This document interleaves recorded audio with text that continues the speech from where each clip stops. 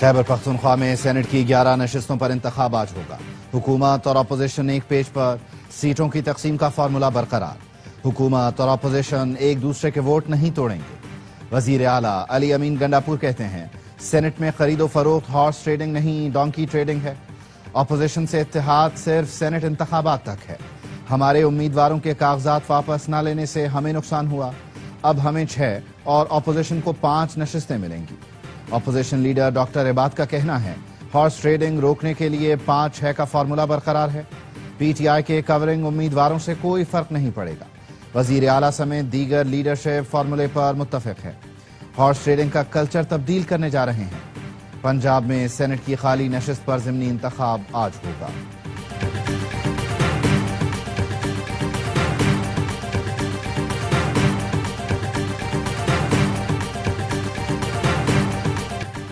علی امین گنڈاپور ایک ناراض کورنگ امیدوار کو منانے میں کامیاب۔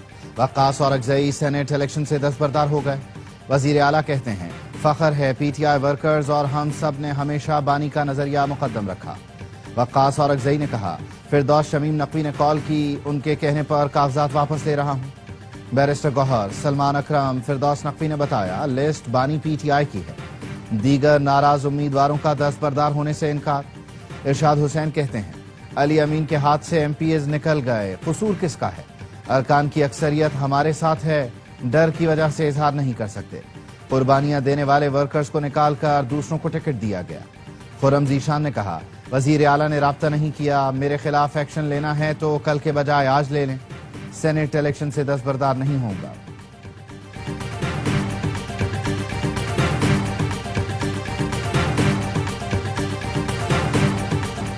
اسمبلی کے بجائے گورنر ہاؤس میں حلف برداری۔ خیبر پختونخوا اسمبلی کی مخصوص نشستوں پر ارکان نے حلف اٹھا لیا۔ گورنر فیصل کریم کنڈی نے 25 منتخب ارکان سے حلف لیا۔ جے یو آئی کی 7 خواتین، 2 اقلیتی، نون لیگ کی 7 خواتین، 1 اقلیتی رکن نے حلف اٹھایا۔ پیپلز پارٹی کی 4 خواتین، 1 اقلیتی، اے این پی کی 2 خواتین، پی ٹی آئی پارلیمنٹیرین کی 1 خاتون نے حلف اٹھایا۔ حلف برداری آج اسمبلی میں ہونا تھی، کورم پورا نہ ہونے پر اسپیکر نے اجلاس 24 جولائی تک ملتوی کیا۔ ایوان میں موجود اپوزیشن ارکان نے شور شرابہ کیا۔ Chief justice Peshawar high court نے الیکشن کمیشن کی درخواست پر حلف برداری کے لیے گورنر پختونخوا کو نامزد کیا۔ ہائی کورٹ نے اعلامیے میں کہا جتنا جلد ممکن ہو گورنر ارکان سے حلف لیں۔ اپوزیشن لیڈر ڈاکٹر عباد نے کہا سیاسی نابالغ 12 سال سے خیبر پختونخوا میں بیٹھے ہیں، غیر آئینی کام کے لیے رات 12 بجے بھی اجلاس بلا لیتے ہیں۔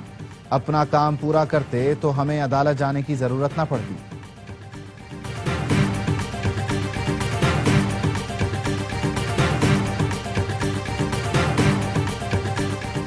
گورنر ہاؤس میں ارکان سے حلف نہیں لیا جا سکتا۔ وزیر اعلیٰ کے پی کا گورنر ہاؤس میں حلف برداری ہائی کورٹ میں چیلنج کرنے کا اعلان۔ اے آر وائی نیوز سے گفتگو میں علی امین گنڈاپور نے کہا گورنر ہاؤس میں حلف کے خلاف پٹیشن تیار ہے، آج دائر کر دیں گے۔ مخصوص نشستوں کے ارکان کی گورنر ہاؤس میں حلف برداری آئین کے خلاف ہے۔ ارکان اسمبلی کے حلف کے حوالے سے آئین واضح ہے۔ اسپیکر نے حلف لینے سے انکار نہیں کیا تھا، کورم پورا نہیں تھا۔ اگر اسپیکر اسمبلی انکار کرتے تو چیف جسٹس کسی کو نامزد کر سکتے تھے۔ اسپیکر خیبر پختونخوا اسمبلی کا بھی پٹیشن دائر کرنے کا فیصلہ۔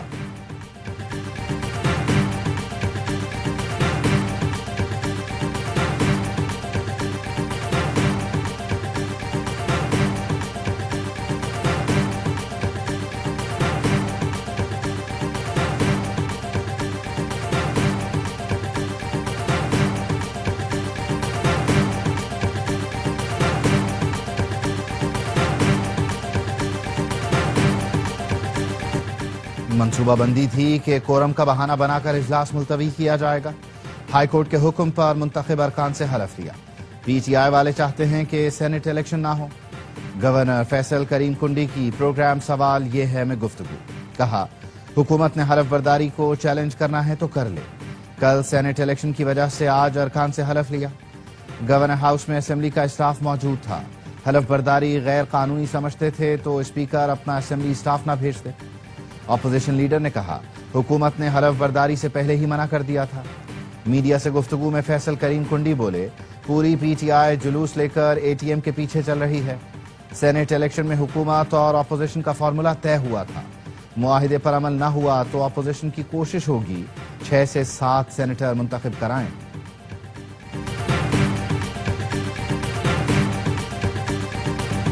پی ٹی آئی کی سیاسی غلطیوں کا فائدہ دوسری جماعتوں کو ہوا۔ اسمبلی میں کورم کا مسئلہ منصوبے کے تحت کیا گیا۔ اسپیکر نے سازش کے تحت حلف برداری سے روکا۔ وزیر مملکت داخلہ طلال چودھری کہتے ہیں سینٹ پی ٹی آئی کی وجہ سے نامکمل ہے۔ سینٹ کو مکمل ہونے سے روکنا بہت بڑا آئینی جرم ہے۔ پی ٹی آئی نے ہمیشہ سینٹ کے ٹکٹ ارب پتی کو دیے۔ خیبر پختونخوا حکومت تسلیم کر چکی، ان کے ماتحت کرپشن ہوئی۔ کوہستان سکینڈل کے بینیفیشری بھی پی ٹی آئی کے اپنے ہی لوگ ہیں۔ خیبر پختونخوا میں علاج کی سہولت نہ ہونے کی وجہ سے لوگ پنجاب آتے ہیں۔ بلوچستان میں پسند کی شادی کرنے والے جوڑے کا بےایمانہ قتل۔ جوڑے کو فائرنگ کر کے قتل کرنے کے دردناک مناظر کی ویڈیو سوشل میڈیا پر وائرل۔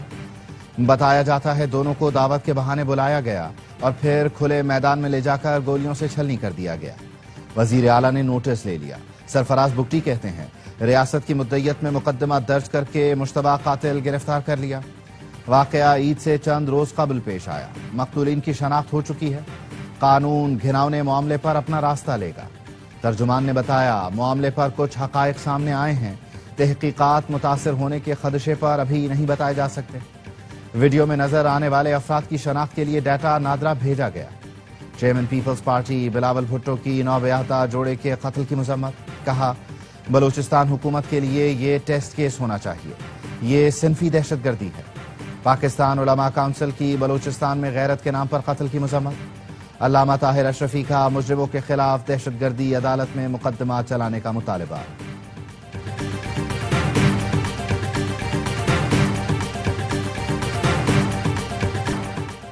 دہشت گرد تنظیمیں فساد اور عدم استحکام کا باعث بن رہی ہیں، انہیں مل کر روکنا ہوگا۔ وزیر داخلہ محسن نقوی کی افغان ہم منصب سے گفتگو۔ محسن نقوی نے کابل میں سراج الدین حقانی سے ملاقات کی۔ دو طرفہ تعلقات، انسداد دہشت گردی، دراندازی اور کالعدم ٹی ٹی پی پر بات چیت ہوئی۔ پاک افغان سرحد کی مؤثر مینجمنٹ، منشیات کی روک تھام پر بھی گفتگو۔ پاکستان میں غیر قانونی طور پر مقیم افغان شہریوں کی وطن واپسی بھی زیر بحث آئی۔ بارڈر مینجمنٹ، دہشت گردی کے فتنے کے خاتمے کے لیے باہمی تعاون کو مضبوط بنانے پر اتفاق کیا گیا۔ وزیر داخلہ نے کہا پاکستان افغانستان کے ساتھ برادرانہ اور دیرپا تعلقات کا خواہاں ہے۔ افغان شہریوں کی غیر قانونی طور پر آمد کے دروازے بند ہیں۔ ملاقات میں نمائندہ خصوصی صادق خان سمیت دونوں طرف کے حکام شریک تھے۔ سیکیورٹی فورسز کا قلات میں انٹیلیجنس کی بنیاد پر آپریشن۔ بھارتی حمایت یافتہ 4 دہشت گرد ہلاک، ہتھیار، گولیاں اور دھماکہ خیز مواد برآمد۔ پاروت میں سیکیورٹی فورسز کا کامیاب آپریشن، فتنہ ہندوستان کے 4 دہشت گرد جہنم واصل۔ دہشت گردوں سے فتنہ ہندوستان کا جھنڈا اور ہتھیار برآمد ہوئے۔ مالاکنڈ میں فورسز کی فتنہ ہندوستان کے خلاف مؤثر کارروائی۔ فائرنگ کے تبادلے میں 9 خارجی ہلاک، 8 گرفتار۔ خارجیوں کے 2 ٹھکانے تباہ، اسلحہ دھماکہ خیز مواد برآمد کر لیا گیا۔ مقامی عمائدین نے دہشت گردی کے خاتمے کے لیے آپریشن کو سراہا۔ صدر مملکت، وزیر اعظم اور وزیر داخلہ کا کامیاب کارروائیوں پر سیکیورٹی فورسز کو خراج تحسین۔ جائیداد کے تنازع پر بہن نے سگے بھائی کو قتل کر دیا۔ کراچی میں پولیس نے قتل کے چند گھنٹوں کے اندر ہی ملزمہ کو گرفتار کر لیا۔ دوران تفتیش ملزمہ کا اراضی تنازع پر بھائی کو ڈنڈے کے وار سے قتل کرنے کا انکشاف۔ مزید تفتیش جاری۔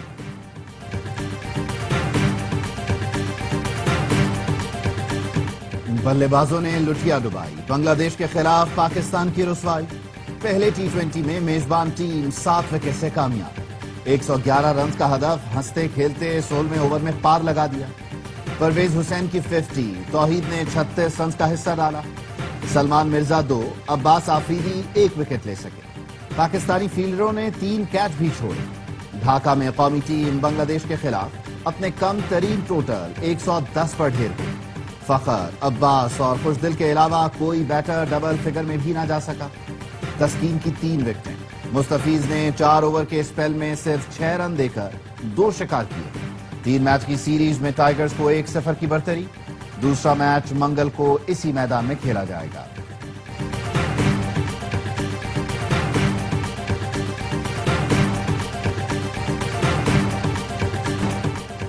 بھارتی کھلاڑیوں کی ہٹ دھرمی world championship of legends میں پاکستان اور بھارت کا برمنگھم میں آج ہونے والا میچ منسوخ۔ ریٹائرمنٹ کے بعد بھی بوم بوم بھارتیوں کے اعصاب پر سوار۔ ذرائع کا کہنا ہے شاہد آفریدی کے ڈر سے بھارتی کھلاڑیوں نے میچ کھیلنے سے انکار کر دیا۔ یوسف پٹھان، عرفان پٹھان، ہربھجن سنگھ، سریش رائنا، یوراج سنگھ نے انکار کیا۔ بھارتی کھلاڑیوں نے کہا اگر شاہد آفریدی نے پاکستان کی طرف سے کھیلا تو ہم نہیں کھیلیں گے۔ شائقین cricket world championship of legend میں پاک بھارت مقابلہ دیکھنے کے لیے بےتاب تھے۔ کامران اکمل کہتے ہیں بھارت کی سیاست نے کھیل کو داؤ پر لگا دیا، میچ منسوخ کرنے سے لیگ کو بڑا نقصان ہوگا۔ گورنر سندھ کا جشن آزادی بھرپور جوش و جذبے سے منانے کا اعلان۔ کامران ٹیسوری نے کہا 1 اگست سے ہی آزادی کا جشن منانا شروع کر دیں گے۔ اس بار ہمارا جذبہ حب الوطنی 5 گنا زیادہ ہوگا۔ دشمن کے 5 طیارے مار گرائے۔ اس سال 5 لاکھ جھنڈوں کا آرڈر دے چکے۔ 13 اگست کی رات 5 اسٹار چورنگی پر تاریخی آتش بازی ہوگی۔ 14 اگست کو گورنر ہاؤس میں گرینڈ جشن ہوگا۔ وزیر اعلیٰ مریم نواز کا پنجاب میں اسکول آن ویلز اور موبائل لائبریری شروع کرنے کا فیصلہ۔ اسکول آن ویلز دور دراز علاقوں میں بچوں کو تعلیم سے آراستہ کرے گا۔ یہ الیکٹرک رکشہ ہوگا، چھت پر سولر پینل نصب ہوں گے۔ ٹیچر صاحبان تلے فولڈنگ کرسیاں لگا کر تدریس دیں گے۔ بچوں کو کتابیں، پینٹنگ کا سامان اور ایجوکیشنل ٹوائز بھی فراہم کیے جائیں گے۔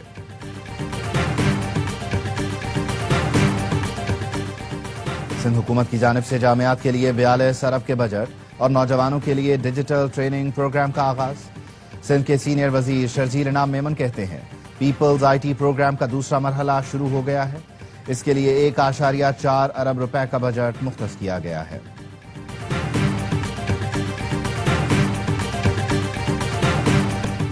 تعلیمی نظام بدترین صورتحال کا شکار ہے۔ حکومت معیاری تعلیم فراہم کرنے میں ناکام ہو چکی ہے۔ 70% بچے سرکاری اسکولوں میں داخل ہیں، لیکن سرکاری اسکولوں میں معیاری تعلیم کا فقدان ہے۔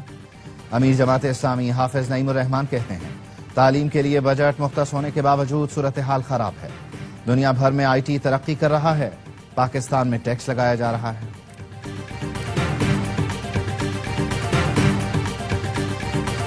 ایک وزیر اعظم چندہ لینے کراچی آتا تھا اور اب ایک وزیر اعظم ہمارے منصوبے کا افتتاح کرنے کے لیے آتا ہے۔ میئر کراچی مرتضی وہاب کا تقریب سے خطاب، کہا پتہ نہیں کتنے دن عہدے پر رہوں گا، لیکن جب تک ہوں کراچی کے حق پر ڈاکہ ڈالنے نہیں دوں گا۔ وفاقی حکومت میٹنگ کے سوا کوئی ایک تو کام کرے کراچی کے لیے۔ 100 ارب روپے فوراً دیے جائیں۔ کراچی کے علاقے ڈیفنس میں کورنگی روڈ پر ٹینکر نے موٹر سائیکل سوار 2 بھائیوں کو کچل دیا۔ 12 سال کا توصیف شاہ اور 15 سال کا ایان کورنگی 2.5 نمبر کے رہائشی تھے۔ مشتعل شہریوں نے ٹینکر کو آگ لگا دی، ڈرائیور فرار ہو گیا۔ اورنگی ٹاؤن میں بس الٹنے کی فوٹیج سامنے آ گئی۔ تیز رفتار بس الٹنے سے خواتین سمیت 5 افراد زخمی ہوئے۔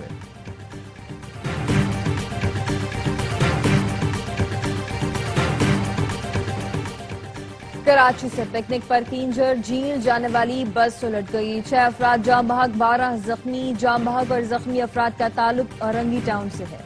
ٹھٹھہ بائی پاس پر حادثہ پیش آیا۔ گورنر سندھ کامران ٹیسوری اور وزیر اعلیٰ مراد علی شاہ کا اظہار افسوس، زخمیوں کو فوری اور ہر ممکن طبی امداد فراہم کرنے کی ہدایت جاری۔ ڈھاکہ کے پلٹن میدان میں جماعت اسلامی کا 1971 کے بعد پہلی بار سیاسی قوت کا بھرپور مظاہرہ۔ جلسے سے خطاب میں امیر جماعت اسلامی بنگلہ دیش شفیق الرحمان نے کہا اگر ہمیں حکومت کرنے کا موقع دیا گیا تو ہم عوام کے حاکم نہیں خادم بنیں گے۔ خطاب کے دوران طبیعت خراب ہونے پر شفیق الرحمان 2 بار بے ہوش ہو کر گرے، بیٹھ کر تقریر مکمل کی۔ جماعت اسلامی نے عبوری سربراہ ڈاکٹر یونس کو 7 نکاتی ایجنڈا بھی پیش کیا۔ متناسب نمائندگی کے تحت انتخابات کرانے اور گزشتہ مظاہروں کے چارٹر پر عمل کا مطالبہ کیا۔ غزہ میں اسرائیل کا خونی کھیل، غاصب فوج نے 24 گھنٹوں میں 130 فلسطینیوں کو شہید کر دیا، 500 کے قریب زخمی۔ رفح اور خان یونس میں امداد کے منتظر 73 فلسطینیوں کو گولیوں سے چھلنی کر دیا گیا۔ غزہ میں برطانوی ڈاکٹر کا کہنا ہے اسرائیلی فوجی امدادی مراکز میں بچوں پر گولیاں چلا رہے ہیں۔ ہفتے کے دنوں کے لحاظ سے جسم کے مختلف حصوں کو نشانہ بنایا جاتا ہے۔ ایک دن سب بچوں کے پیٹ میں، دوسرے دن سب کے سر پر یا گردن پر گولیوں کے زخم ہوتے ہیں۔ یہ ایسا ہی ہے جیسے کوئی کھیل کھیلا جا رہا ہو۔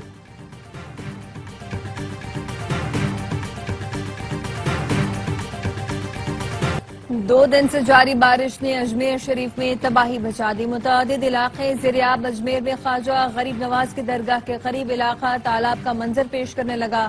پانی کی تیز بہاؤ کے باعث درگاہ آنے والا شخص بہہ گیا، جس کو مقامی افراد نے بچا لیا۔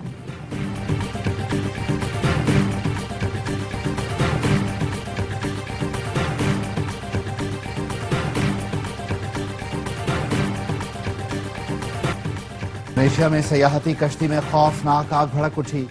دھوئیں اور شعلوں کے درمیان ہر طرف چیخو پکار۔ مسافر جان بچانے سمندر میں چھلانگیں لگاتے رہے۔ کشتی پر بچوں، خواتین سمیت 300 افراد سوار تھے۔ بیشتر کو بچا لیا گیا۔ 5 لاشیں ملیں، متعدد اب بھی لاپتہ۔ عراق میں خشک سالی نے تاریخ کو دوبارہ زندہ کر دیا۔ موصل ڈیم کی سطح کم ہونے پر دہائیوں پہلے ڈوبا گاؤں سطح پر آ گیا۔ کھنڈرات اور گلیوں کے آثار نمایاں ہو گئے۔ سیاح کھنڈرات کا نظارہ کرنے دور دور سے پہنچ رہے ہیں۔ 45 برس پہلے ڈیم کی تعمیر کے بعد زومر گاؤں زیر آب آ گیا تھا۔ نوجوان پاکستانی ٹینس اسٹار کا کارنامہ۔